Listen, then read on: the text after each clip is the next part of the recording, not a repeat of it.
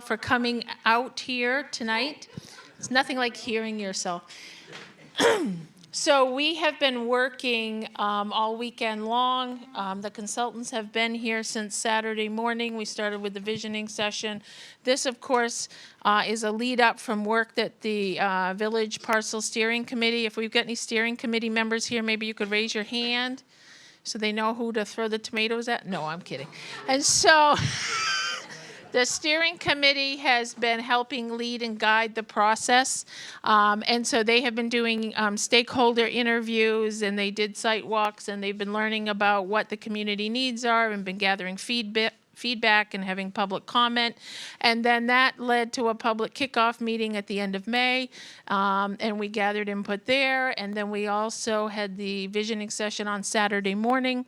And then they have been working to put all of the information we've gathered into some plans for people to react to. And so the steering committee has not seen anything. You're seeing it at the same time they are. And so they will be reacting in live time, and then they'll meet next week to take in what information that they are being presented and working with the consultants on the next steps. So anyway, I just really want to thank, we've had about 100 people out on Saturday.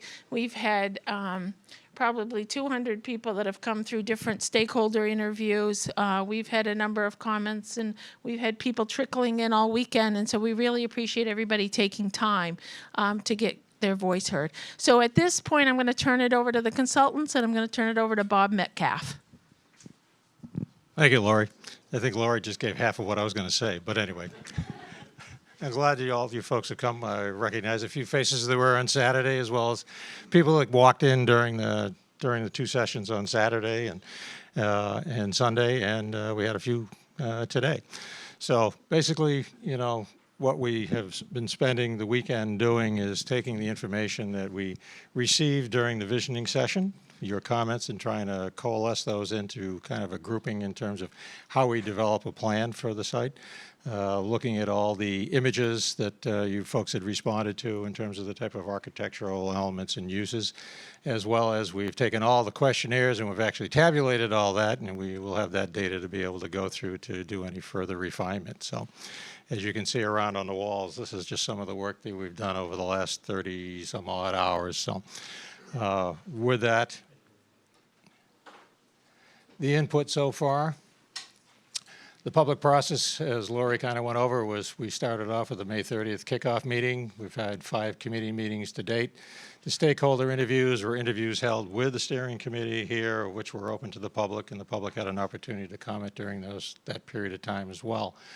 And then, of course, the 3-day visioning session, which we've been just going through. And what's next? As Lori said, we'll be meeting with the steering committee on the 23rd to update them as to where we are in the process. And then from that point forward, we'll be looking at doing some of the additional work to start tying some of this together. And part of that work is going to be looking at taking the data that we've received, looking at the plans that we've put together, and start doing some economic assessment of it. Camoin Associates is one of our consultants on the team. These folks had done the affordable housing assessment back in 2018, was it, or 2017? And they're part of our team, and they'll be taking the information that we've assembled so far and start putting some numbers to it. Gerl Palmer engineers, who are part of our consulting team, have started looking at an assessment of infrastructure costs now that we have an idea in terms of rough idea in terms of length of road, types of improvements that have to occur. So we'll be able to take those numbers to be utilized. And then again, we'll be going through the data and trying to analyze your comments and see where the consistencies. And there's a lot of similarities in the comments and responses we've had back. And those are the points that we've tried to take to heart in terms of starting with this first part of the visioning process. So. And as Lori said, we had quite a turnout on Saturday. I know 70 people signed in, and I know we had a number of people come in afterwards we don't know. And then during this weekend, we've had, I would say, at least 50 or better people that have come in between Saturday. In fact, when I showed up yesterday morning, I got the door unlocked, and there were two women right behind me to hold the door open. So that's how early they were here. And I was here at 5 minutes to 8. So anyway. So coordinate, engage, design, and implement. So the coordination aspect is part of looking and pulling all the information together. The engagement factor is working with the community. You folks are the stakeholders. This process is yours. We're here as consultants to help you as a town come up with a plan that would work for the community in the long future. You know, this is a plan that the first stage of this is really a master plan that gives you a guideline to move forward with how to implement this project in the later stages. And by no means is this a 2-year type of plan. This is something that the town will have in the long range, 20, 30, 40, 50 years. It depends on when the demand really calls to pull some of these type of improvements in. And then there's flexibility there, that if 10 years down the line, all of a sudden something pops up in the town that's needed, then the land is there to be able to try and utilize to achieve those goals. And then, of course, the implementation part of it is when we'd be looking at the end of this, is trying to give the guidelines in terms of what the issues are and the next steps moving forward, such things as developing an actual zoning for the property, whether it's a contract zone or an actual independent zone unto itself. And then looking at some of the potential opportunities in terms of marketing to either public-private partnerships and giving that sort of guideline and roadmap for the town to move forward with the next stages. So part of the mapping that we've done that folks had seen on Saturday, this is giving an overall context to the site in regards to where it's, here I go again, I just have trouble with this laser pointer. We're trying to get the context of what the existing development is around the village area in this parcel. And you can see by the density of the housing down as you get down into Dock Square and along Main Street, how close the houses are, the size, the massing of the homes, then the neighborhoods that come up and along off of School Street. So part of that context is what we're looking at in terms of continuation of how the village scheme works. And then we started looking at the context in terms of the open space parcels that are either open space associated with subdivisions that were approved, lands owned by the town, as well as lands that are owned by the Conservation Trust.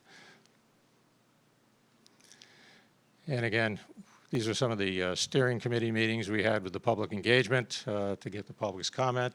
It was very fruitful for us to be able to hear from all the various committees and the individuals that participated just from the general public to give us feedback, so we had starting to be able to build upon how to come up with a plan.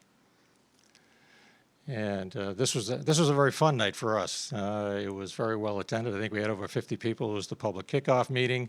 And we had one of the exercises was to go around and looking at some of the imagery in terms of architecture, style, commercial, open space, residential, mixed use type of residential, and to get your comments and feedbacks on what was liked and what wasn't liked. And that's been very helpful for us as we've been able to dissect some of that information. And then we asked a couple of poignant questions. What would you like to see on this site? And then what would make this site successful? And we have that documentation we're pulling together and adding some of the stuff that's occurred from here, and that will be all assimilated and put together and then posted on the website for the village parcel, so that the public can continue to follow all the input that's come forward. So, and these are again the images that were put up. These are scanned from the first visioning session, so this doesn't include all the comments that we received over the last 3 days, but these are some of the architectural characters we were looking at as far as the community, styles of homes, different types of uses and larger massings. As you can tell, this was very well liked in the community, and we have identified 7 locations. No, I'm sorry. I'm getting punchy after 36 hours, I'm sorry. This was the visioning wall that we talked about. What kind of uses would you like to see? And then what would make this project successful? And the comments between both, in terms of the type of uses and what would make it successful, there's a lot of common theme that goes through it. And it's a variation, in terms of from the type of density down to the type of uses and the type of needs and what to preserve. So it's been very helpful for us to try and weave that all together. It's like taking a strand of yarn and then making a sweater out of it, which is a challenge, and I've never tried. So this was the Saturday session. As we said, we had done a presentation. Russ, who will be walking through some of this additional information shortly, did a presentation in terms of characterization for village and the type of density and type of growth and how the architecture can work together to create a village area. And then we broke out into table groups. We had, I believe it was 11 tables, and asked folks to give us comments. What do you want to see on this site? What don't you want to see on the site? What's important to you? And then we took all those documents back here and spent Saturday pulling that together and coming up with a composite map that's actually stuck on the top of that case over the back that took everybody's comments and coalesced them into one, and people will be able to get to see that. And that kind of gave us a direction, and then we started massaging some of the other information in terms of being able to pull together the information to put the plan together. And the questionnaire, actually, we do have the tabulations on this. Do you want to go through these, or? Yeah, I can go through this. Okay, so I'll turn it over to Russ in terms of the tabulations, so we can then go through this and then get you a little bit more up to date in terms of what we've actually achieved in terms of coming up with the concept plans. So, thank you. Russ? Thank you. Good evening, everyone. I'm going to stand over here so I can point to the screen. So I'm going to try and take you all through a lot of information all in one fell swoop. But before I do that, how many folks came on Saturday morning? Okay, so some of this might be a repeat, so I'll kind of go quick through that just to kind of make sure, I wanted to make sure any new folks were still oriented. So this is a complex process, and for those who've never done this before, it might seem kind of different. And from our seats, though, what we start to see is patterns, and we start to see similarities and trends and things emerging, and we're kind of looking for those in a variety of different ways. It could just be a one-on-one anecdotal conversation we have with someone. It could be some survey results. It could be going out and looking at stuff. It could be talking to folks in around town who haven't even come into the studio. So we're kind of looking for as many minds as possible to participate in that. So why is that? Well, I don't live here. I visit here occasionally. I'm not a local. So we want to try and become locals as quickly as possible. And the best way to do that is try and design this all with you. So it's kind of a co-design. Now, what does that mean? That means that you're getting to see how the sausage is made. So we're not coming out here and presenting something that we just spent 2 or 3 months back at our office doing. We actually want you to participate. So for those of you who might feel anxious or upset, that's okay, because some of these things we might not have gotten right now. And some of these things we might have just nailed it, and it's completely lovely. So that's what we want to hear from you is what are we getting right, and what do we still need to think about? So when we do go back to our offices and we start to finalize and bring this plan to the next level of detail, we have your input, and we have your feedback. We have your mind's participation in this design. So it's clear, though, from a lot of the discussion, a lot of the data points, a lot of things we've heard, that it's really important that this land be used to further the local community's goals and the local community's identity. And the biggest one being a commitment to some type of a housing for folks who live, work, and are in the community year-round. So that could be capital A, affordable, which really, just for everyone to understand, and we looked at the numbers, and I'll show you in a second, that's a teacher. That's someone who's teaching your kids or your grandkids. That's the kind, what we mean by affordable housing, capital affordable housing. That's really someone who might qualify.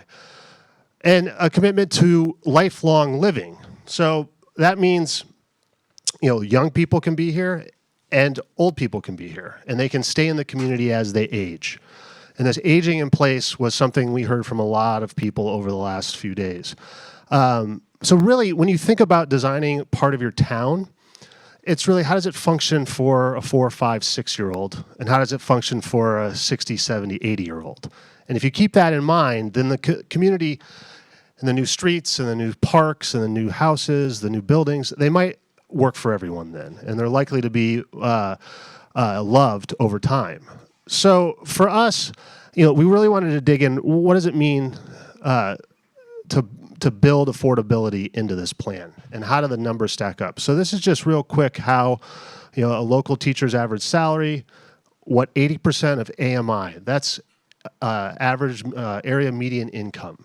So that's typically how capital A affordable housing is defined, and it ranges from 80% to 120, which is workforce housing. So this is really just kind of giving you an idea of what that type of housing could cost, needs to cost, and who might qualify. So we really look at how can we establish some guiding principles for the community. What is emerging that you should always kind of go back to and use as a lens to judge future decisions? Because we're not going to be here in 10, 20, 30, 40, 50 years when this plan might be finished. Those are your great, well, depending on how old your kids are now, it's a few generations. So keep that in mind. So by establishing these principles, we try to give a guide, sort of a vision, so people can make decisions that we're not anticipating now and use the same guiding principles that you all established in this process. And I think a lot of it goes back to like this image we showed on Saturday, and I've just seen dozens and dozens and more of this as I've been around this weekend. It's the idea that you have this lovely natural environment that some folks are worried about it getting rising, so that's a whole other story. But the idea that how do you take care of the natural environment, and then how can you sensitively place architecture, and the idea of actually improving the landscape, by adding little elements, little embellishments that say this is Kennebunkport, this is a New England town, this is on the river, and the idea here is that these principles could come together to make sure that when things are built, and it's not what or when, it's when they are built. It could be 10 years, could be next week. They have these the character and the ideas that you want.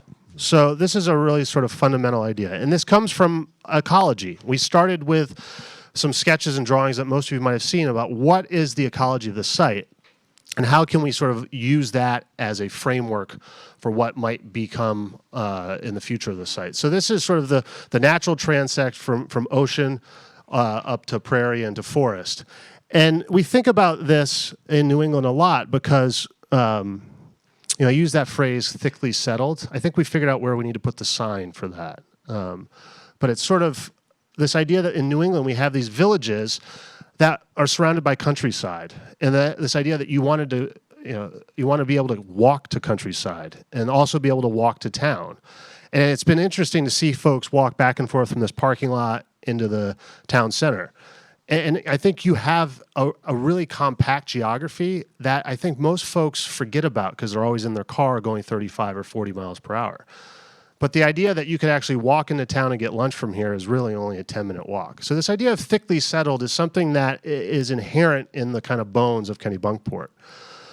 So, we see all these places, and this lifelong community is far less about the sort of details of this architecture and about the space, that these buildings are close together, that you bump into your neighbors. You actually have a little interaction while someone's coming home from the market and you're sitting outside. This idea that you actually want to embrace community, and that has to be expressed in the physical design. So it's not you're isolated out in the distant regions of the town and you're driving everything. It's that some parts of your community might actually want to live in places where you can bump into your neighbors. They actually don't despise that action. They enjoy it. So this is not a trend. This is a trend that you all should be paying attention to, and you can kind of dig into this online. But this is also a way for you to preserve more of your natural legacy. And we have a few versions of the plans, different pieces of the plans that do that. But the Sierra Club is really on board with a lot of these walkable placemaking principles. As well as a lot of governing, a lot of municipalities are using this idea of placemaking to shore up their financial stability. And the idea that they want to build places that are going to thrive for generations and generations. And it's this question I always ask. It's, if your downtown burned down tomorrow, would your zoning allow it to be built back the way it is? No. So why? I mean, you love that place. Why shouldn't your zoning reflect that character? So it's this idea that we have to sort of, think a little bit more logically about how we build these places. So how many folks have walked around the site, taken a hike? I would encourage all of you to do that. We did that back, in the probably winter time. But we've done that a few times over the last few days, and it was just, it looks nice with the green, and I wanted to show you images when it wasn't green to remind you that it needs to be repaired. And it was this idea that, this is not just a pristine, forested, old growth. The site could be better than this, and it should be better than this. So just go take a walk. It's not a long walk. It's maybe 10 minutes from one side to the other. And then it was interesting as we spent more and more time here this week. I kind of became fascinated with this idea that there is running water on the site. There's this creek that runs, and it's kind of a trickle right now, but people have said it gets more, it gets less, it's sometimes dry in August. But the idea of engaging with water is kind of an ancient idea for humans. And it was sort of this thought of here we are sort of in the blue dot, but it's a 10-minute walk down into Dock Square and into the center of town. But out of all of the plans we've looked and all of the sort of dialogue around this site over the years, the water and the wetlands, it's always been a challenge. In everything we've sort of been told, it's this setback from it, it's this put our backs to it, it's not there on those plans. And I sort of said, well, why can't it actually be a benefit? There's this little part of the river that comes up, and all of a sudden this site can be connected to the ocean. Maybe not physically, it's not like you're going to get in a kayak and row down there, but that from a psychological standpoint, it becomes part of Kennebunkport's waterfront and its ecological system around the water. So with that kind of idea in mind, it was how do we make the water and the wetlands and the ecology of the site the front, the positive, the framework by which any plan should move forward on. And why is that important? Not just from a psychological standpoint and a connection to the larger parts of town, but when we start to map land trust holdings, other open space that's been set aside through cluster development, and then other opportunities, you start to see a network of open space connect. And that could be a network of open space for cross-country skiing or hiking or walking or biking, or it could be habitat corridors, for the movement of game, for a variety of reasons. So the idea that, okay, how can we kind of connect and make future connections to those corridors and those natural systems and let that be the building block, the base from which we plan from. So this is, we haven't given these, there's 3 plans, and we haven't named them. This is the middle plan, so we're going to name them now. Then that's the left plan and the right plan. So we're going to really confuse everyone tonight. But these were literally just being colored as you all were walking in. So this is very, very new, and a lot of these things are all coming together in draft form for you right now. So I'm going to walk you through the 3 plans kind of from North Street over to School Street. But in broad brush, the important thing to remember is we've based this on the kind of neighborhood scale. That's the scale that you find in other parts of Kennebunkport. So I think it was important for us to physically plan this so that it had the best possible framework so that it feels like a small town that you've all told us you want. And then there's benefits to that, the walkability, the interaction between old and young. There's a lot of things that can occur once we establish that physical sort of pedestrian walking distance. So, down on here on North Street, this is what we call phase 1. And I'll get to that in a second. But then there's a lot of sort of topography and issues around the stream. So we've sort of said, okay, well, this actually might be more of a natural area and set aside for gardens or arboretum or flower gardens and observation gazebo. And then the idea that this very sort of narrow spot could be a little bit of light development there that's more about being in the woods and the countryside. And then there's another phase that could occur here. The power line corridor is along here, which actually connects into some other possible open space.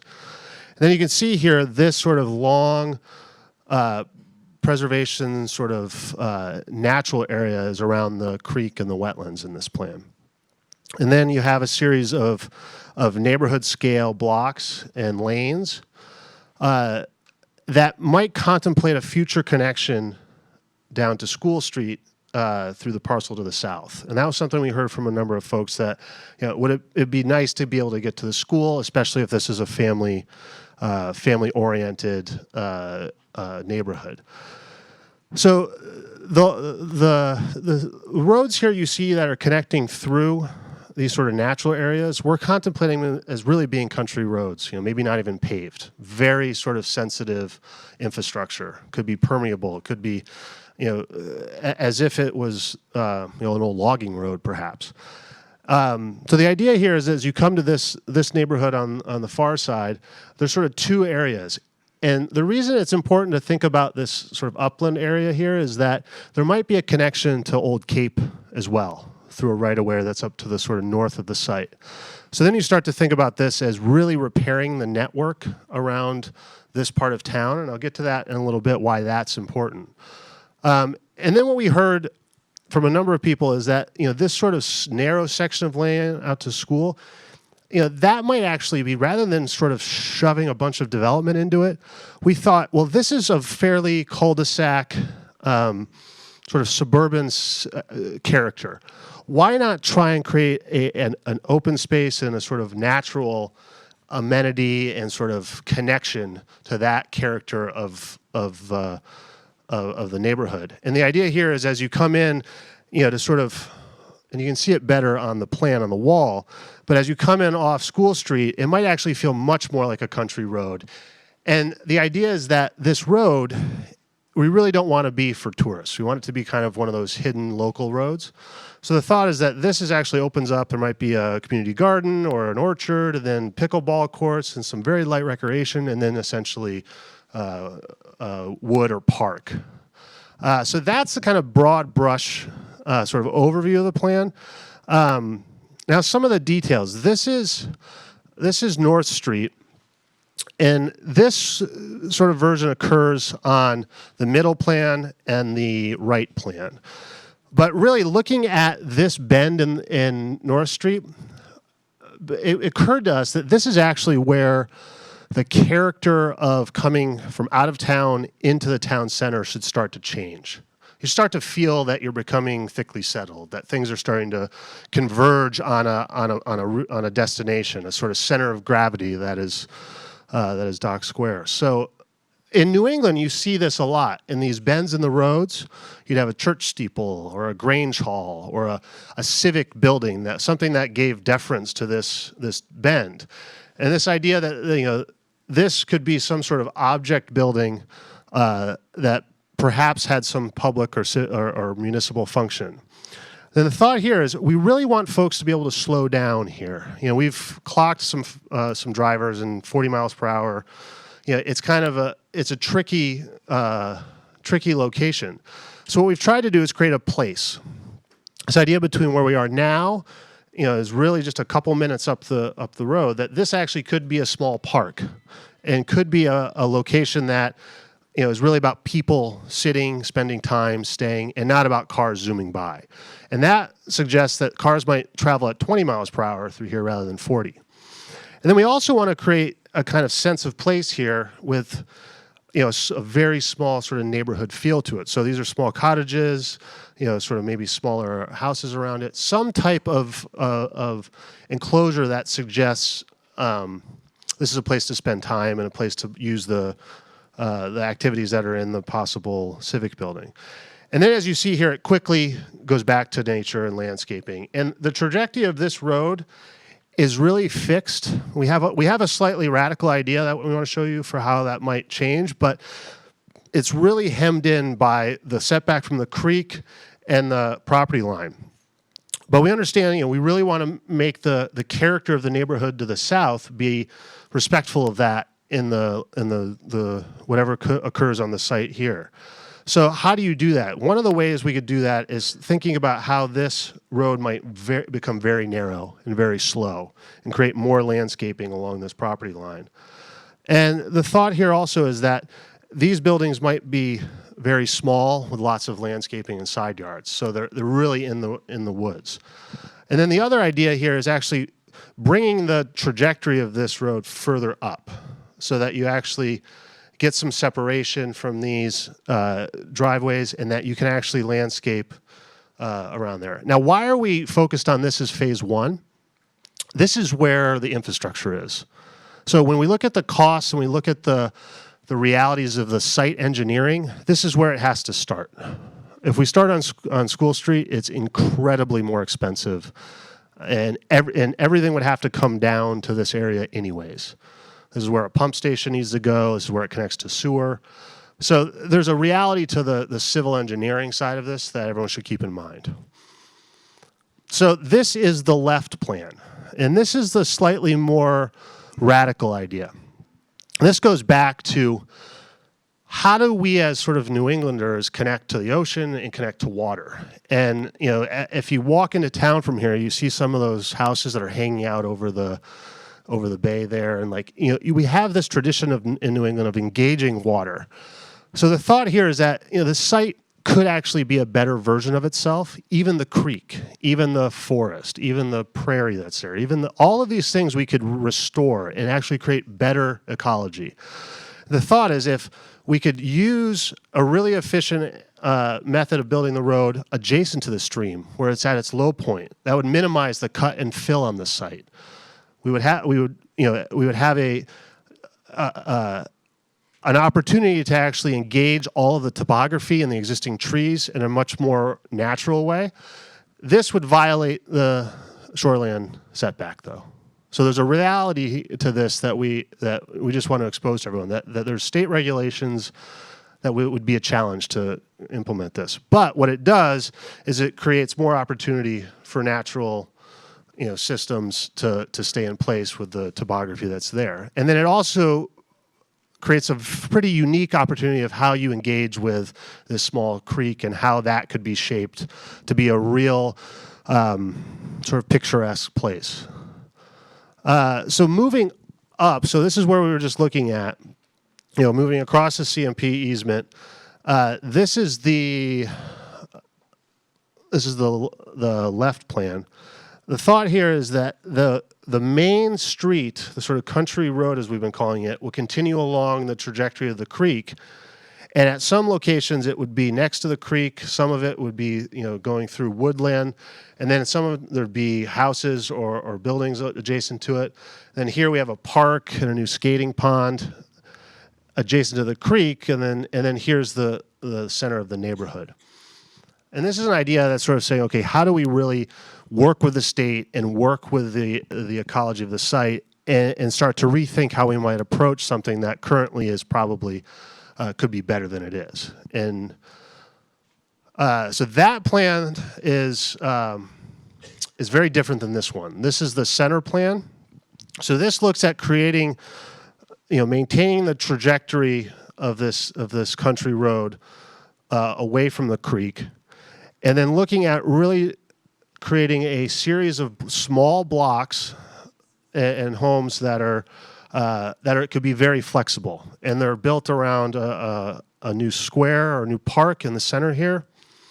And these blocks are flexible. Why are they flexible? They're sized so that they could be homes, they could be cottages, they could be a town hall, they could be any number of things. And why is that? Because this is, you know, this could be years, decades in the future. So we wanted to make sure that we provided the community with choices, so that as you go down the path and as future generations go down the path of building out this section of town or not building it out, they can have the opportunity to put things here that need to go there at that time. Other interesting things, so this is another idea of how you could shape another park here with very light sort of cottage development.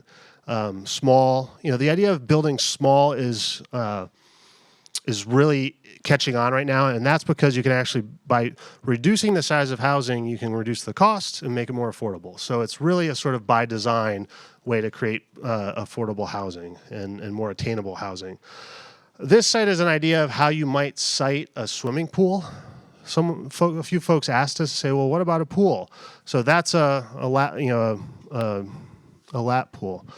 And then coming on to the far side of the site, here's another idea of a splash pad and a play space for kids. So the idea of kids, I think, when you look at playgrounds today, we should open ourselves up to the idea of play being everywhere. And, the idea that we kind of have these off-the-shelf kit-of-parts playgrounds is really sort of this, it's emblematic of how the average child's distance that folks will let them walk from their home has reduced drastically. So I think that's part of small town life that you all should think about. That if your kids could run a few blocks down the street and go to a play space and make your neighborhood more friendly, it's this idea of having trust with your children, letting them go out further into the town. And I think that, from what I've seen, you have a little bit of that, which is really friendly. It's really nice. I don't see that in a lot of places. So I think this idea of kids and having spots for kids to do things everywhere is a interesting concept to explore. So this is a very similar version to that same sort of network of roads, but with less development. And it could be much more sensitively sited and have larger lots. Now, this is we wanted to look at this and say, how could you let this sort of phase in over generational sort of changes?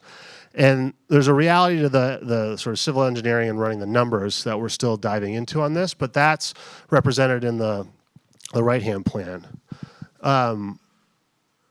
So this might look kind of like abstract art, but the right-hand plan was really about looking at the layers of ecology, tree canopy, topography, wetlands, all of those, and kind of represent, okay, well, how can we start to suggest trajectories for trails, for keeping large swaths of nature, for habitat migration, and then where might small little pockets of cluster development occur, or cottage courts in a way. So this is a much more lighter touch on the land, a much more low intensity. Now, none of these are high intensity. These are all 1.5, 2.5 story houses, cottages, maybe some townhomes. But we've sized it so that, that this could be, rather than cottages, this might be a small building site for a small apartment building or a senior housing building. So the left plan is really about how do we create the creek and the water system as the skeleton of this plan, as the sort of the binding force of everything. And the idea is that this is where the water comes from. So let's really preserve that area. Let's sort of step everything back from it as much as possible. And then as you come out of that area of preserve, there's another small sort of pocket neighborhood on that side leading down to School Street. And that might be, where a series of different types of housing are. Some people said this might be a good spot for senior housing because it's closer to services, could be closer to school. So then on the middle plan, this is really looking at sort of taking that idea of the preserve, but then also trying to balance it with the connection to old colonial, or balance it with the idea of another sort of pocket neighborhood around a new park up on that northern edge of the site. So those are the middle section of the plan. One little thing, a lot of folks really enjoyed these cottage courts. And it was interesting. The more and more we looked at our visual preference survey, the more and more we realized anything that didn't have a car in it, you all love. So it was sort of interesting to say, okay, well, so let's develop a series of these types of buildings that could fit in various places. And these might not be the exact location they go in the long run, but the idea of, look, if you put them into locations really in a smart way and looking at the actual natural features of the site, you can actually start to connect them through the woods and with the trail system. So this idea that there's this hierarchy and this layering of country road, of small lane, of pedestrian street that might not allow cars, to natural hiking trail, to bike bridle trail. So this idea that you could actually have this very, very sophisticated interaction of the natural landscape and whatever might be built here.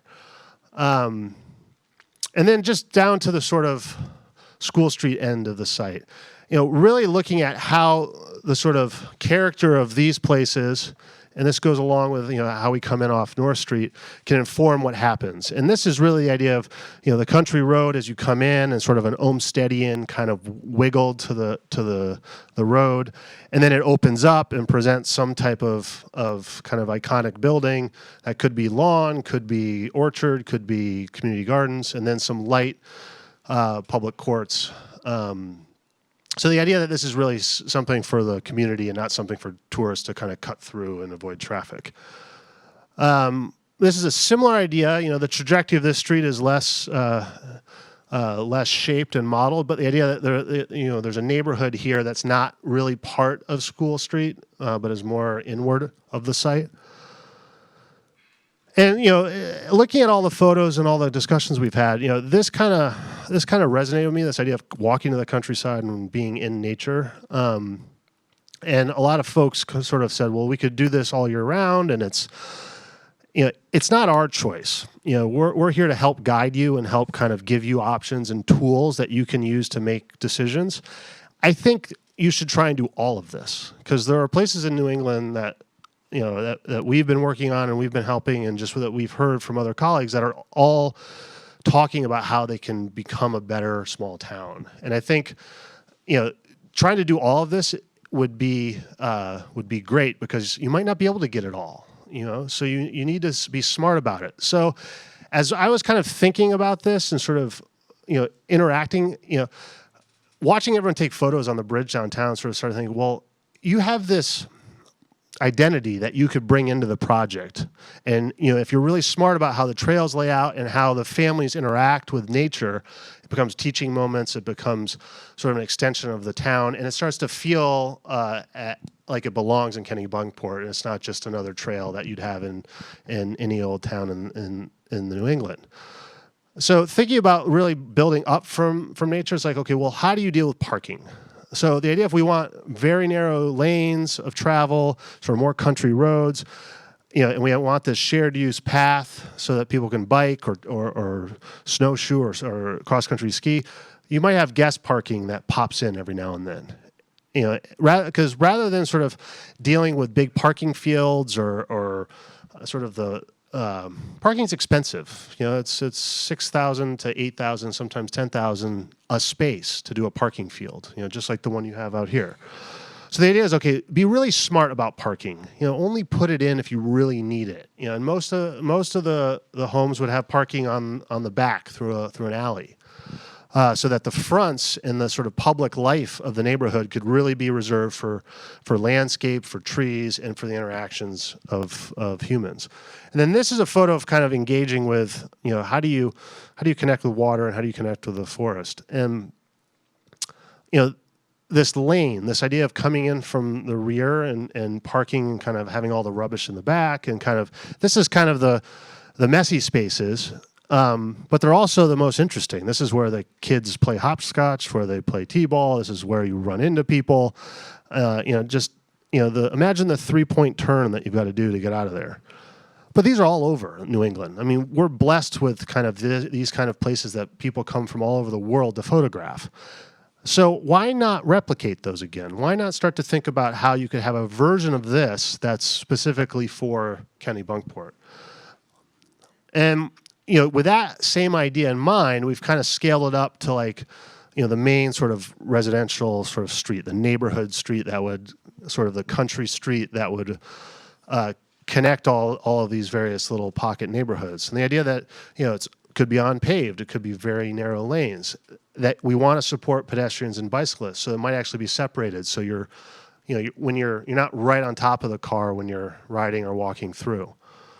And then this idea of, well, can we connect, really connect to the creek and really use that infrastructure as a way to really boost up the natural systems here and restore this to a really complex ecosystem. And, this was sort of a sketch of how that part of one of these neighborhoods might feel, where you've got some houses and some cottages, you have the country road, you've got the multi-use path, which is really just planner speak for a bike path or a walking trail, something that you can you and your significant other, your grandkid, or your wife, or your husband can ride next to each other. There's something sociable about making it wide enough so that you can like have a conversation when you're not side by side in a car. So I think that little detail is something that can help make this feel more conducive to small town life. Then the idea that it might actually be, well, here's the leisurely folks, here's the I want to fall off my bike and hit my head folks. So that you could have all of that together. And then in the winter, they're different and all. So you look around and these patterns emerge, but, they're, here's unpaved grass, here's paved.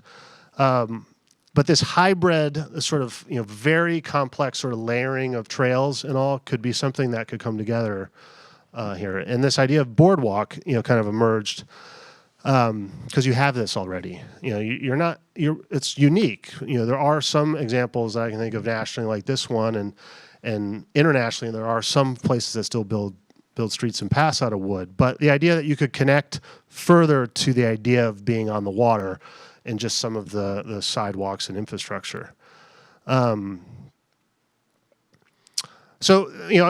We looked a lot more at the architecture around town and, this really sort of coastal Maine. This is one of the more historic homes in I think, downtown. But the idea that, that this is really, when I look at this, it might be a barn or it might be a guest house. But when you look at this missing middle, it's really an accessory dwelling unit, or it's a back building. You have all the patterns you need to fill out this sort of missing middle of housing. Lots of places build single-family homes and mid-rise apartments, or the 2-3 story apartments or denser. But not a lot of places are building at these duplex or courtyard house or cottage court, or a small apartment house has 4 or 6 apartments in it, or a 10-unit apartment building. This scale of development has been lost largely in our country. It's also this scale of development that can be built more affordably than large buildings and take up less land, and therefore are more affordable than single-family homes on larger lots. So this idea of missing middle could help address your concern about creating a lifelong community here in Kennebunkport. And this is a lot of photos, and if you want more photos of what these missing middle types are, we can provide that. We can, there's dozens and dozens and dozens of examples. And they're all based on this historic idea. That you look back at these old patterns, pattern books and old plan books. We've been using this a lot recently. This is a 10-unit apartment building designed to look like houses, and it was done modularly, so it's very cost effective and affordable. And we've done an analysis of this kind of thing about what do these cost? If you're going to do these kind of cottages, what do they cost? And the point here, though, is that whatever you do on this site, you should not let this happen. This should not be a tract development with a monoculture of buildings that are all for the same price point and the same people. That is not what we've heard. Even the folks who say don't do anything, a few minutes later say, well, if you've got to do something, it's got to be affordable, it's got to be for the people of the community, it's got to be for lots of different folks. So I think there's a real resistance to this. So this is something you should watch out for. Because you get these stale buildings that try to look like they're smaller. That's kind of pretending that it's a few buildings, even though we all know it's one. It's set back from the street. It doesn't engage the community. There's no porches. How do you know your neighbors? You might awkwardly bump into them in the hall. But that's not what you're asking for. So I think you need to be very sensitive about how you do that. There's all sorts of examples. This is old stuff. This is brand new stuff. So there's a way to do this so it has a character that doesn't stick out, that can feel like it belongs. This is an example up in Scarborough of new townhouses. That could feel very nice in Kennebunkport. This does not feel nice. Does everyone spot why it doesn't? It's this commitment to the car. It's this sort of spastic nature of the front. There's these things here that are subtle to pick up on, but are what are important. And all you have to do is walk around your own neighborhood, and you can see the difference. This is there's a restraint and elegance to this, and here there's folks call these snout houses because of the sort of garage door and the sort of big tongue coming out to let the car hit the street. but they don't belong in neighborhoods that really support this whole sort of aging in place in this kind of small town community. So these are some photos that people really liked. And this sort of cottage is really interesting because a lot of folks said, oh, and they got to have solar panels. They got to have solar. I don't know what's, like, just put solar panels on. Like this is this idea that every house can have solar. They could be oriented. I think, as we look at the future, these are continuing to fall in price. So why not? Like, I don't think is anyone resistant to solar? Raise your hand. So that's easy. So we all agree on that. Progress. So, the idea that, this might be a building that's, in the South, but that could very easily be adapted to belong in New England. A lot of folks enjoyed this photo that we looked at. This is one of those cottage courts. There's the numbers. We dug into these. We found the plans. Some of these we know the architects that did them. So these are things that you could build here that could hit the kind of price point that we've been hearing would work for folks in town or folks that you want to be able to stay or live in town. This is what it might feel like. I was kind of a little bit taken, I think, since it's so close to the 4th of July. Like, you need these places for local communities to come together that feel like they belong and they have responsibility for. So this is actually a little pocket park that's in the center of a block. This is where folks park their cars. This is where they have back porches, where they have barbecues and block parties. And there's this idea that you could have these really informal spaces that are a lot about family life, a lot about local community life, and the idea that every kid or every older folk that might live on this would know what was going on and who was who and all that. And I think that's the small town life. And you could jam a lot in here too. There's a community garden, there's a little playground, and this is a spot where you'd keep your trash and park your cars and all that. So there's this idea that we could build a really compact, really fascinating neighborhood here and still sort of have this connection to the nature. So these are buildings that have been built, that you can get the plans for. Some of the plans you can just buy online, and these are the numbers that come about. So we're going to dig into this a lot more, and once we get more feedback from you and we start to look at the site and really what's shaping up on the site plan, we'll have to look at infrastructure costs, because all of this is sort of geared towards what's it going to cost the town and any future builders or developers to prepare the site and restore the site is what I think we should think about. This is a larger lot, built on a hill, but there's ways you can build these buildings that don't need flat sites. We don't need to level everything. It could be really tucked into the topography. And this is important because, at the end of the day, we've heard from a lot of folks, like, how do we, this was a town acquisition. How does this have a positive fiscal impact to the town? And I think there's a lot of dialogue that have been having around that, and I think should continue on that. But it's the idea of really, how do you have, this is not what you want to do. You haven't told us this. Many communities are still struggling with this reality that the productive land from a tax revenue standpoint, when you look at it per acre, it's really these more compact places like the downtowns, the centers of towns, and the walkable, pre-war neighborhoods that actually have the most productive tax revenue per acre.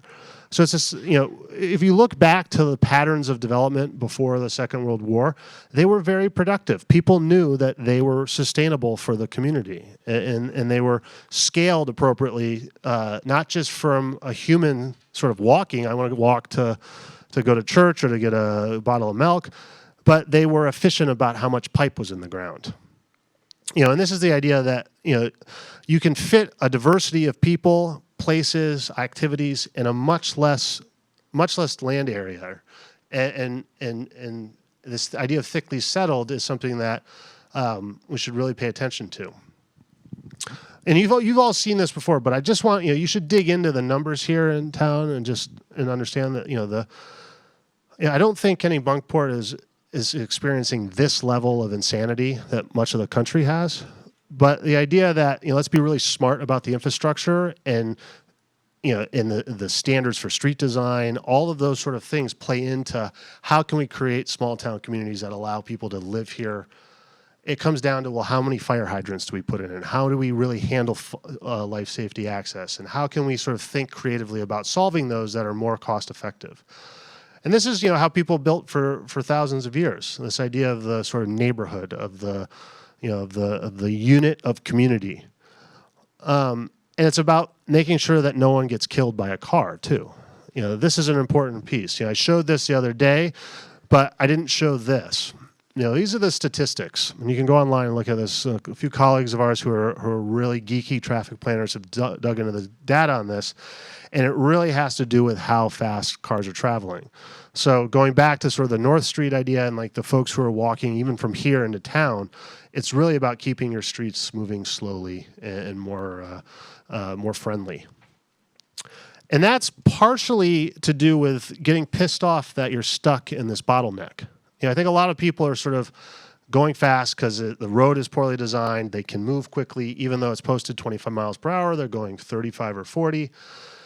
But the idea is that, if you could provide a network of opportunities, the idea that you as locals know how to get around and that you have many, many choices is really important for actually, if you slow the street down and you lose a few seconds of time, then when you do have the seasonal traffic, and you do have seasonal traffic, I don't think you want that to go away, because that's when congestion is good and bad. When you have congestion in a main street, the shop owners love it because they're selling stuff. And I think you have to be very cautious about balancing this really interesting busyness you have as a destination with how can you let locals get around freely in the height of summer. And building a network of streets and roads is an opportunity to do that. And this is important. Here we are in the center of town. That's a 5-minute walk, which is just about to where we are now. That's another 5-minute walk out to the school. So you can see the school starts to, this is why I think it's going to be interesting to make sure, kids they're going to walk through that field no matter what. And then this idea that, if it's a 10-minute walk from down here up to the connection to North Street, into the creek, which doesn't have a name. Does anyone know the name of that creek? Fascinating. No. Yeah, we pulled some old maps. So if anyone hears about the name, you get a door prize. So it comes up to the creek, and then here's another neighborhood, another 5-minute walking from center to edge, and here's a third. So you start to see that it's actually way closer to the center of town than it might feel. So why are we sort of focused on this travel speed? And this is kind of cut off, but the idea here is that right now, most folks might feel like they're starting to get into Kennebunkport when they hit there. Does everyone agree with that? Is that kind of, as you're kind of driving? So we think you should make it feel there. That's only a quarter mile. That's a couple seconds of travel speed. But going from 35 or 40 miles per hour and moving that up so you're only going 25 miles per hour, I think would be really important for not just the folks who might live in these future neighborhoods, but for everyone that's already here. For all the folks, I saw 2 ladies that were running this morning, and they parked their car here and they went for a run. Well, you have people in your community now that are using this section of street. So you deserve to make this part of town, not part of the kind of larger highway system coming into town. And this is that street. I think there's a big debate about, these bike lanes or these shoulders. But the idea is that this is right now is not a conducive environment for people feeling really friendly and comfortable. So I think it's sort of rethinking how that part of the street, whether the development happens here on North Street in the next 5 years or not, this could be restriped in a week or two, and you could solve some of these high-speed travel. And we've done some sketches here that are on the wall. This is the existing right-of-way. And then just with some paint, you could fix this and make this a more friendly part of your community. How do you make it more friendly? What's restricted? Okay, so I'll go. So in the same amount of pavement, 28 feet, by adding some parked cars on there, you could slow the vehicles traveling along there by reducing right now there's not that many, but when cyclists are riding in the 4-foot shoulder, we were noticing that cars aren't really slowing down for them. So when there's no cyclists there, you really have 14-foot travel lanes. So what happens I'm going to get really geeky here for a second, but your rods and cones in your eye, as you travel faster in a car, the cone of vision shrinks. Everyone's kind of heard that term, cone of vision. So you're only really focused on the center of the street when you're going 35, 40. You're not really seeing, you might see it a little bit, but you're not seeing it like you need to on the edges of the street. So by slowing the cars down, your cone of vision widens and you start to see so when you're slowing things down by adding friction, like these cars, and why do we say cars? Because I think it just seems like you have a parking issue. Everyone keeps talking about parking. Like you have this extra pavement that you're not using. So if you slow the travel speeds down by adding more friction, then the cyclists actually are going to be perfectly comfortable riding in the lane when cars are only going 20 or 25 miles per hour. So, if you look at a lot of cycling standards, this, section of town should function much more like the streets as you go into town than part of the highway system. So if folks want to deep dive onto that, we can talk through that a little bit more. Kara's very good at talking about that stuff. So this is the North Street entrance, and people might be wondering, what is this building? We heard from how many people play pickleball? Few people. So we were sort of thinking, okay, if this is the sort of bend in the road, and this is the gateway into Kennebunkport, sort of center of town, could this be a facility that would be very flexible to provide 2 or 3 pickleball courts? Could be a larger meeting space. Could be a community building. Could be a wintertime events center. Could be a farmer's market barn. Could be a very flexible idea. And it was sort of, as we started talking about this more and more, I sort of thought, well, you have this boat building culture. It's just a big barn that used to build boats in, and you just need to repurpose it so that it does a lot of things and is flexible for the community. So pickleball might be in now. In 5 years, it might be something else. It could be, rollerblade hockey might be back. We don't know. So it's the idea that you could have a civic building here that brings old and young together. And then there's a small park that has an outdoor sort of flexible field and comfortable places that have shade for people to sit, a sandbox for kids, really flexible play. And then it could be that this little first phase could be senior housing and affordable housing and small cottages. It could be a very tight little project to start with. And you'd be lucky to accomplish something like this in 5 years. So I just want to let you all know that this takes time. This is not going to happen tomorrow. This is something that I'm no joke. The type of absorption you have for new people, you might be a popular place, but this type of development is going to take decades to build out the whole site. And this we thought, okay, well, let's just show you what phase 1 might be. And this is a small connection down to the creek, and the idea that this, whether you go with the left, the middle, or the right plan, still this idea of connecting to the water is a good idea. So let's make sure that happens. Whatever might get built here in the first phase. So I think our battery might be dead.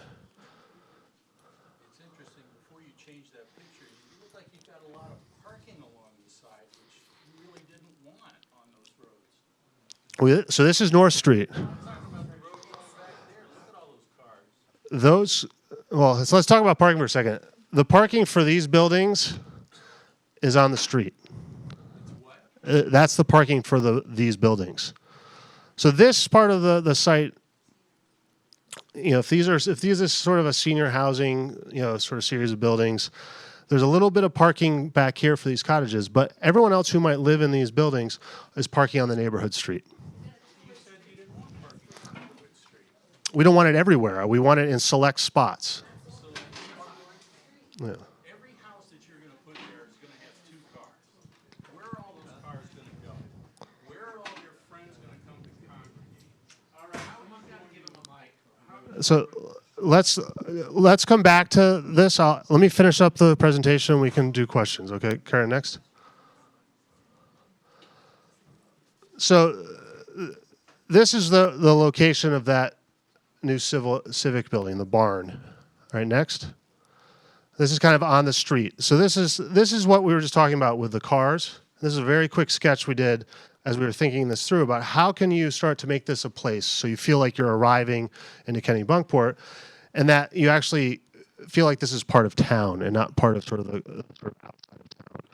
And when you come, when you look, there's houses that have this relationship to North Street already. When you sort of look around, and even a few just to here along the same block. So the idea that this is an arrival point both for the new projects that might occur on the property, but also as you're going into the town center. Next. Next. So, we looked at these the other day, but the idea that, building for play, I think, is important. And how can you sprinkle this throughout your community? Not just in this project, but as well in the... Where's it going?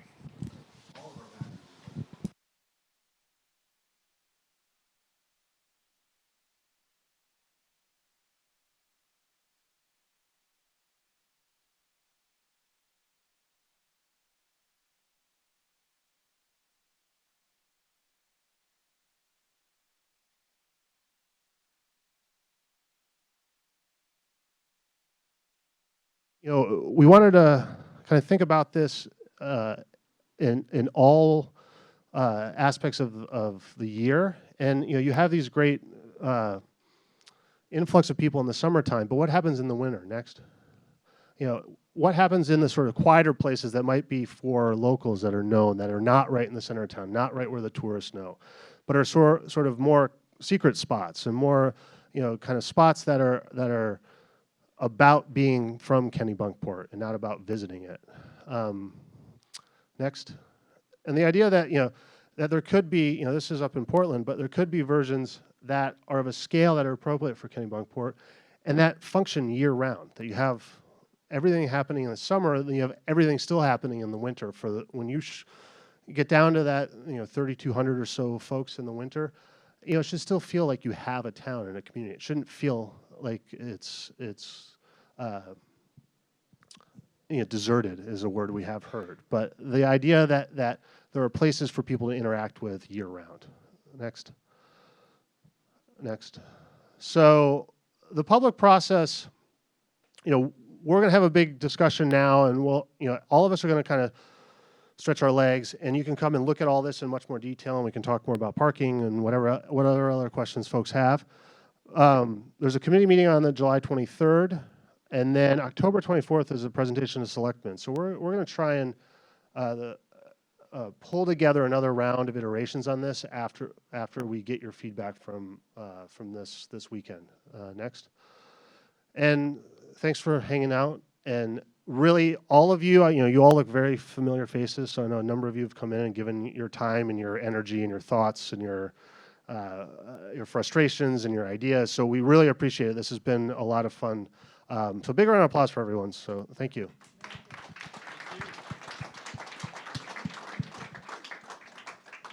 I see a hand. So we're going to pass you a mic, and the reason we're doing the mics is so everyone at home who's looking on the screen can hear. So. I found it very interesting, but what I found missing was any discussion of snow removal. It does snow here. Yeah, no, we're aware of that. I think your DPW will do fine. There's places in New England that have snow, just like you, that have much narrower stuff than we've been talking about. Much more. If you have parking on the street, what do you do when they plow? Yeah, that.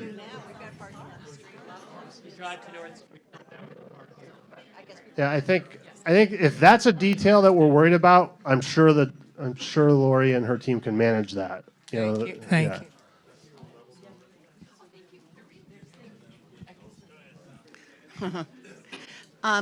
We were talking this whole time about North Street and the amount of traffic that comes, especially during season. And not that this doesn't look beautiful, it does. But my main concern is everything is coming through North Street. You also have a butters, and what you're showing now is you have not only is their backyard against a road, but right across that road, you now have a parking area where everyone's going to park don't think that's really fair. Two is, I just don't understand how you're going to contain all that traffic coming onto North Street when we have a problem already because there's this little bump, everybody says, but it is a problem that you can't see. So are you putting a light? What are you going to do to change that? I can see on School Street, and I love it that you have this nice meandering road, but it seems like on North Street here, we're having the bulk of it. We didn't talk about a town type of municipal building, which is all right, I understand that too. But I want you to really look at what this is going to do to North Street, and also the people that abut that street that you're talking about, where cars are going to park all along that way. That bump, the bump in the road that you're talking about, what's happening now? Your folks are trying to get out on North Street and can't turn because there's no gap in the travel cars going back and forth. The main problem is the speed is not being enforced here. So you talk about 35, it's really 40 to 45 miles an hour that they're coming out of town. Once they get out of town, they think they're home free. So they're going 45 miles an hour now. I think somebody really needs to check the speeds coming out. But the problem is you've got a hump here, and people coming out cannot see cars that are coming out of Reed Lane. And it's an accident waiting to happen even now. I know it was built to specs at the time, but it's an accident waiting to happen. Yeah, so the sight lines are challenging when you're going 40 or 45 miles per hour. So I think when you start to move those speeds down slower, that changes that dynamic. So no, there's posted and there's the reality. What I think this gentleman just said is that they're going way faster than they should. So you could write tickets and you could monitor speed, but that's a management thing. I think we're trying to give you the tools.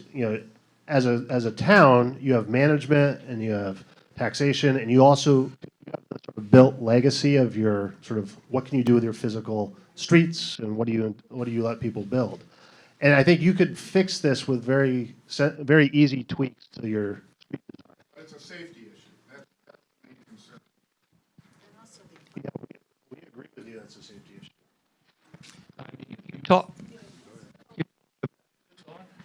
You can hear me? Okay. Anyway, you talked about putting parking along North Street to slow down traffic coming in. North Street's not wide enough now to let two cars go by. I mean, if you got a guy unloading his lawnmower along the side, it backs traffic up because there's no room to put parking along North Street. So that's Kara, do you want to answer that question? You measured it. no room to put parking along North Street, parallel parking along North Street.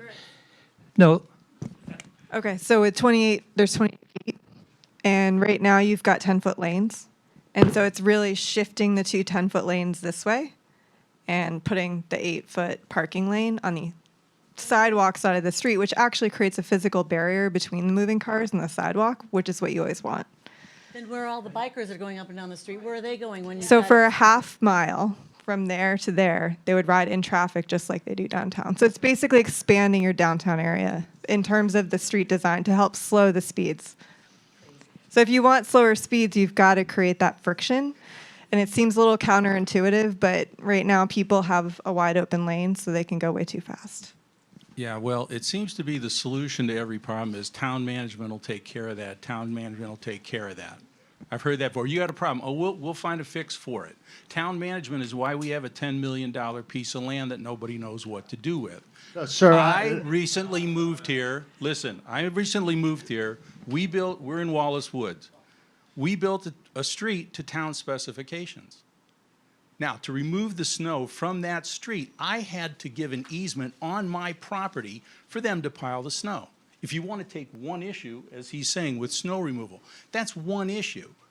Other stuff, you've got a lot of visions of what could be or what could happen. I mean, you want to build pickle courts for 4 people that play pickleball.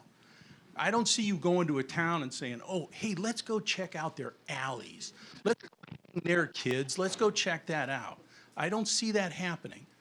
And I don't see Kennebunkport. You don't come to Kennebunkport because it's an affordable area to live. People that have moved here for what Kennebunkport is now, not a vision of what it could become in the future. And what gets me is that everybody's saying, well, the people who live here now are the problem. Well, I'm sorry.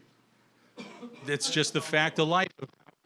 Just some of them are the problem. Yeah, well, and there's some of them are what? The people who didn't grow up here? I'm just saying, you have a problem, right? Affordable housing, affordable housing, affordable housing. If you hadn't sold grandma's house for $1 million because it was on the shore, you wouldn't be in this problem right now, but you did, and you can't have it both ways. You can't turn back the clock. I think we're getting off point. I think we guys should go back to what we were talking about. Fine. Here you go. Yeah, Paul, I would just say there's lots of ways to calm a street. They made one suggestion, put parking. You can calm it other ways. It does need to be calmed. You can put a bike lane, you can put a separated path and then a bike lane if you felt that's what you had to do. They were just addressing a parking concern. When our house guests come to Maine, we do take them to Portland to see the alleys. They love it. Go to the West End, go to Munjoy Hill, top of the charts. I don't want tourists to go walking here though. I love the focus of this, that it's for the residents as opposed to for the tourists. Got two mics. I just have a question about how many housing units are we looking at here? I don't know what the numbers are that we're aiming for. In the 3 plans. I think this one has the most, and it's around 200. Don't get that, Mike.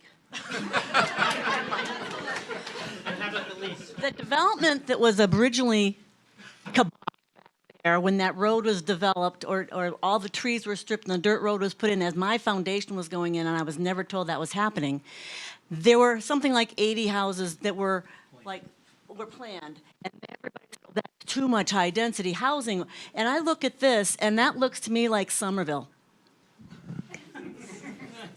in my backyard. Ask where's the cross-country skiing? Where's the green part that everybody wants? I don't see it. It's over 50%. It's basically, it's wetlands. I don't see a lot of flowing water. We've been through that place a million times. It flows maybe from and now you want to buy more land to go through this area so that the kids can get to school? Or are you This just, is future-proof. The kids are going to walk through there. So it's the idea of, okay, well, is there a trail that goes through there? Is there some way of discussing with the owner of that property, well, if you're going to have kids going through, how do we think about this in the future? So the idea is that whatever you design and choose to do with this site, you should think through how it connects to the other parts of town. Whether you plan to put a street in or not, it's like, how are people going to actually live there and use the surrounding property? I think we're losing sight of the fact that these are just ideas that we're looking at. It's a planning phase. It's a long planning phase.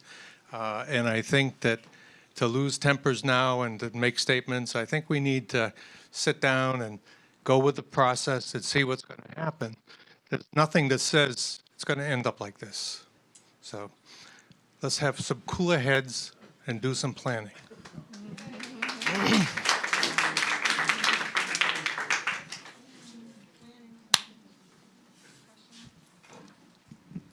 Well, just arrived here 3 years ago, so I'm not sure I want to say too much. But my first reaction, if you have a $10 million investment, you'd better do something with it.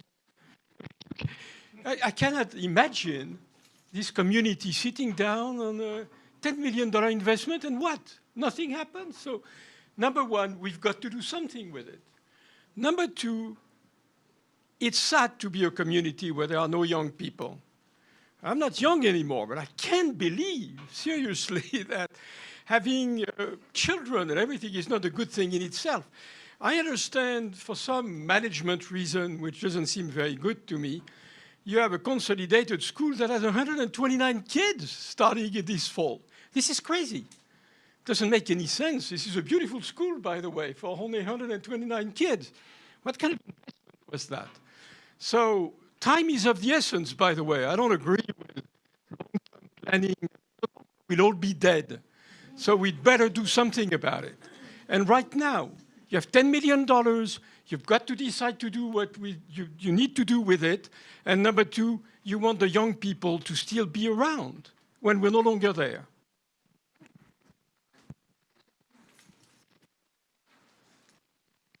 Heard any discussion of the 10 million.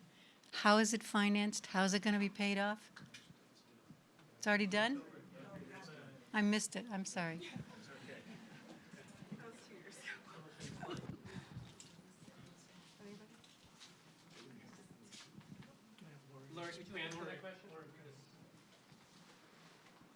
The town authorized a bond, and the bond was sold earlier this year, and so there's a 20-year payback schedule.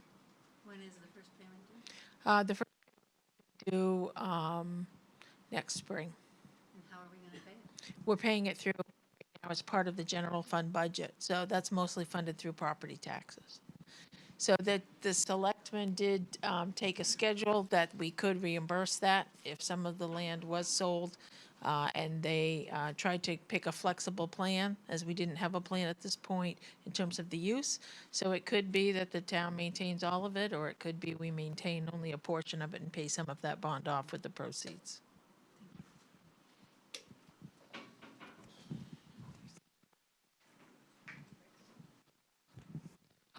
Mistaken, but as long as the municipality owns the property, the town receives no tax revenue from it. The more houses we build for affordable housing, paying tax revenue for it, which then does offset the cost of acquiring the property.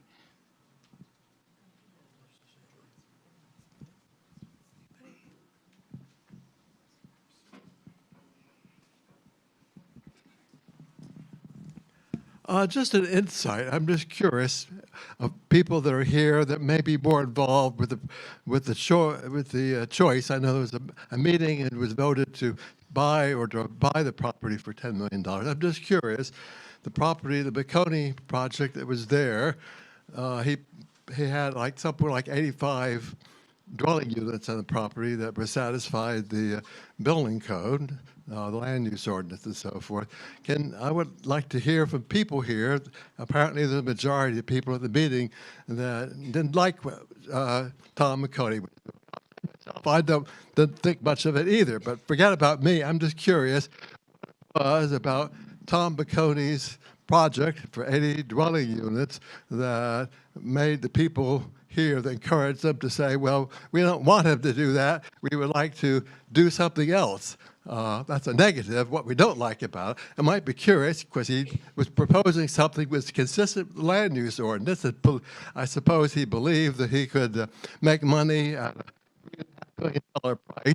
Now it's $10 million, so obviously if it worked okay at $3.5 million, it probably won't work for 80 dwelling units at the $10 million. So I guess my basic question, to repeat it, what was it about McConey's project that people did want and wanted to stop it in order to do something else?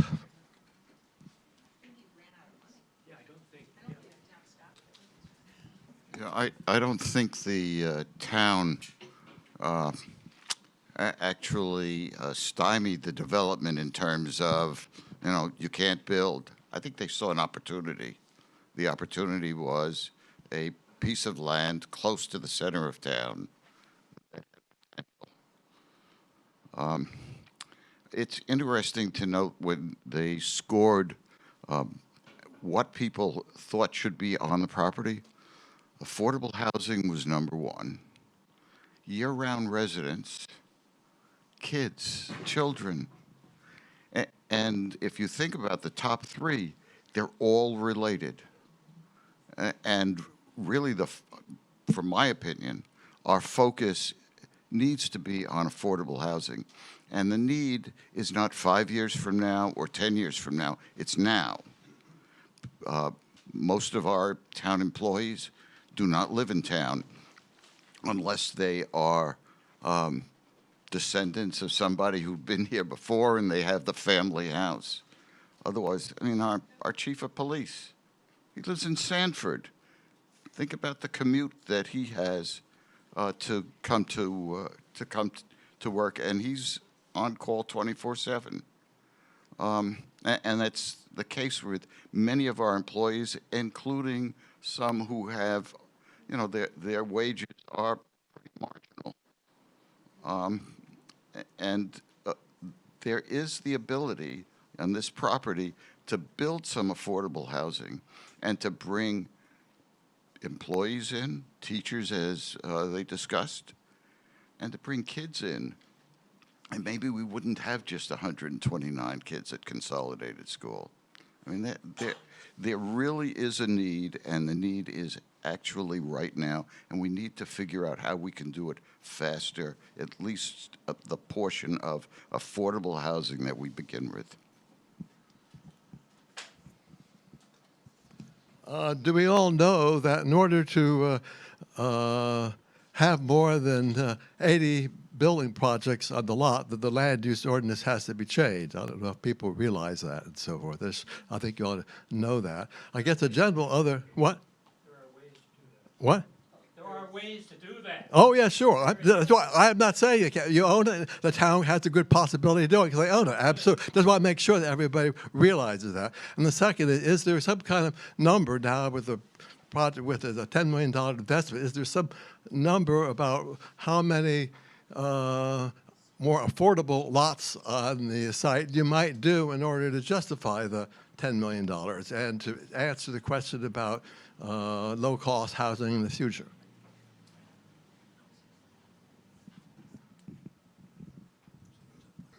We're running those numbers after we're done here. If you want to, having an understanding of what types of housing, what types of people you want to have in this part of the town is essential, because then we're going to look at, well, what can they afford to pay for housing? And then there's looking at the plans, and this is why in a few minutes I'm going to ask everyone up to really look at the plans and give us very specific feedback, because the cost of building the roads and putting the utilities in, that's going to require sort of, there's a cost to that that needs to be balanced out with the sale of the houses. And if it's all $250,000 homes that teachers or policemen and women can afford, then there might be a lot more required to do that. So it might not be 200 lots. It might be much more units. So this is where this discussion has to be about, what's the future and how do you want to deal with the issues of your housing balance. So I think, towns used to do this. They used to buy big sections of land and subdivide them into blocks and streets to increase tax value and to bring in more revenue.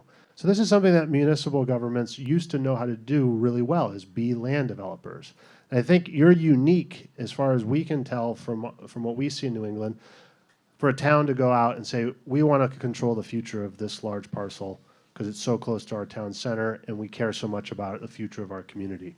So you have a unique opportunity here, and as custodians of the couple generations down the road that are going to live with your decisions, we wanted to give you as many ideas and as many thoughts on what could happen as possible so that you can make an informed decision.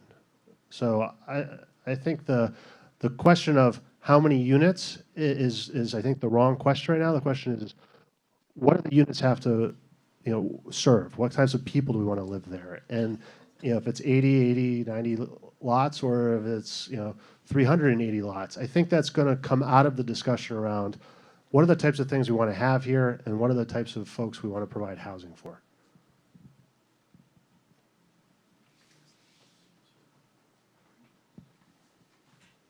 Is there any other? Meeting Yeah. on the 23rd, who's invited and what's going to happen? Bob, do you want to answer that? That's a meeting with the steering committee, and we'll be updating them with everything that we've done through this session and the process and informing them. All these steering committee meetings are open to the public to attend. So basically it's updating what we have achieved to this point. So when, where? It'll be the 23rd here at 4 o'clock in this room here. Thank you. Thanks. All right, well, I'd like to invite everyone to stretch their legs. And can everyone who's on the planning team raise their hand? You know, they're the folks that look tired and overworked. So really, though, this has been, we've tried to do as much sort of visioning, drawing for you all as we can. So if there's something that you don't understand, grab one of us and ask us some questions. And please go around the whole room. We've got stuff stuck on every part of the wall we could find. And thanks again, everyone. We really appreciate all your help.